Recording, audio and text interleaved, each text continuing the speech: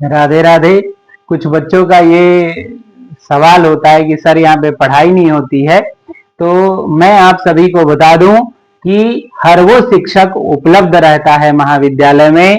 कक्षाएं चलती हैं, जो पढ़ने वाले हैं वो नित्य प्रायः आते हैं, और जो पढ़ने वाले नहीं हैं या जो महीने 2 महीने में एक बार आते होंगे, वही ऐसा ब्लेम लगाते हैं कि सर यहाँ पे पढ़ाई नहीं होती।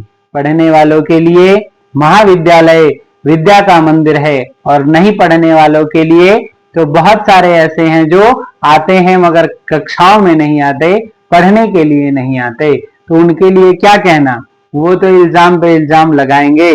आप सिर्फ उस भाग का हिस्सा बनिए जिसमें आपको सफलता दिखे, आपका लक्ष्य दिखे।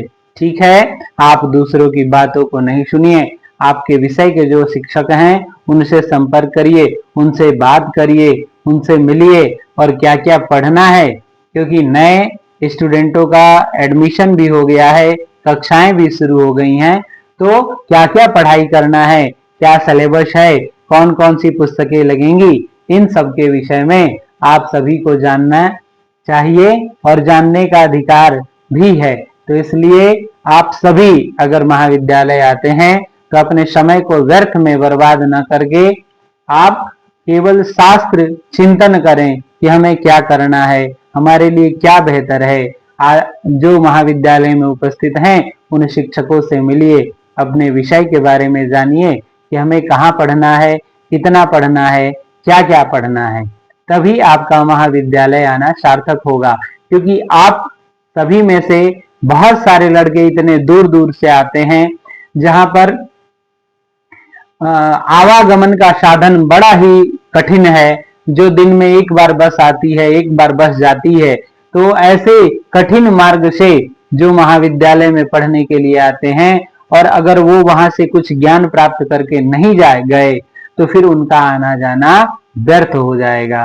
क्योंकि बेटा, जो माँ बाप हैं बड़ा ही परिश्रम करके, कठिन परिश्रम करके अपने बच्चों को पढ़ाते हैं। इसलिए समय को बर्बाद न करिए, क्योंकि इस धरा पर जो सबसे बड़ा मूल्यवान है वो है समय। समय की कीमत को पहचानिए, समय को जानिए, अपना समय व्यर्थ में न गवाइए। यही निवेदन है कि आप सभी जो भी नए छात्र हैं, आप सभी का महाविद्यालय में स्वागत है। और अगर आप सभी महाविद्यालय आते हैं तो अपने विषय के शिक्षकों से आवश्यक रूप से मिलें, उनका नंबर ले लें, जो व्हाट्सएप कांटेक्ट है उस नंबर को ले लें, व्हाट्सएप ग्रुप में जुड़ जाएं। क्या संदेश जाता है, क्या सूचना भेजी जा रही है, कौन सी आवश्यक सूचना है, सबको पढ़ें, सब पे विचार करें। अगर महाविद्यालय में उपस्थित होने के लिए बुलाया जा रहा है तो आवश्यक रूप से ससमय पधारें। तो इन तमाम सारी बातों को आपको जानना होगा, समझना होगा, सीखना होगा, क्योंकि हम जब भी इंटर पास करके आते हैं तो जब कॉलेज लेवल पे आते हैं तो हमारा जीवन ही बदल जाता है। तो इसलिए जिस उद्देश्य को लेकर के आते हैं कि हमें ज्ञान प्राप्त करना है, वो बच्चे ज्ञान प्राप्त करते हैं। जो इस उद्देश्य से आते हैं कि टाइम पास करना है, वो टाइम पास करते हैं। कुछ को राजनीतिज्ञ बनना रहता है तो वो राजनीति करते हैं, अलग अलग।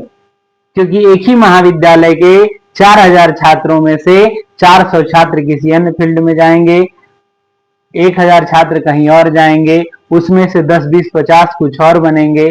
तो सबकी प्रतिभा अलग अलग है। आपकी प्रतिभा जिस क्षेत्र में है उस क्षेत्र में प्रयास करिए। मैं ये नहीं कहता कि आप संस्कृत वाले हैं तो आप हिंदी के लिए प्रयास करिए, आप इतिहास वाले हैं तो आप राजनीति के लिए प्रयास करिए। आपकी रुचि जिस विषय में हो उस विषय में ही अपने आप को इतना सुदृढ़, इतना मजबूत बनाइए कि कोई कुछ भी पूछे तो उसका जवाब दिया जा सके। महाविद्यालय स्तर पे बहुत सारे प्रोग्राम होते हैं जिनको जिला स्तर पे और राज्य स्तर पे भेजा जाता है।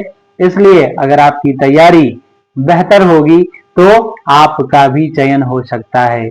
इन उम्मीदों के साथ मैं अपनी वाणी को विराम देता हूँ। जय तु भारतम, जय तु संस्कृतम, जय श्री राधे।